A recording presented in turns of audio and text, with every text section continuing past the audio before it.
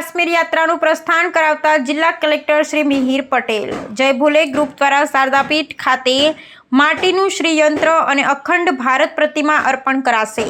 બનાસકાંઠા જિલ્લા કલેક્ટર વ આરાસુરી અંબાજી દેવસ્થાન ટ્રસ્ટના અધ્યક્ષ શ્રી મિહિર પટેલ દ્વારા જય ભોલે ગ્રુપના શારદાપીઠ કાશ્મીર યાત્રાનું પાલનપુરથી ભવ્ય પ્રસ્થાન કરાવ્યું હતું. આ યાત્રા તારીખ 13 ઓગસ્ટથી 16 ઓગસ્ટ સુધી ચાલશે. આ પ્રસ્થાન પ્રસંગે કલેક્ટર શ્રીએ મંગલ કામનાઓ પાઠવી ફ્લેગ ઓફ આપ્યું હતું. પાલનપુરથી પ્રસ્થાન બાદ યાત્રિકો આરાસુરી અંબાજી મંદિરમાં જગદંબાના આશીર્વાદ પ્રાપ્ત કરશે. આ યાત્રા અંતર્ગત શારદાપીઠ ખાતે માટીનું શ્રીયંત્ર અને અખંડ ભારતની પ્રતિમા અર્પણ કરવામાં આવશે. ભક્ત મંડળ કાશ્મીરના પાંડિત્રન, જીસ્તાદેવી, શંકરાચાર્ય, દુર્ગાનાગ, ગણપત્યાર, સારિકાદેવી, વિચારનાગ અને ખીર ભવાની જેવા પવિત્ર મંદિરોની મુલાકાત લેશે. આ યાત્રાના અંતે શારદાપીઠ ખાતે સામૂહિક આભાર વિધિ યોજાશે. જય ભોલે ગ્રુપ તથા આરાસુરી અંબાજી દેવસ્થાન ટ્રસ્ટના તરફથી યાત્રિકોને શુભેચ્છાઓ પાઠવી અને સૌના કલ્યાણ માટે પ્રાર્થના કરવામાં આવી હતી.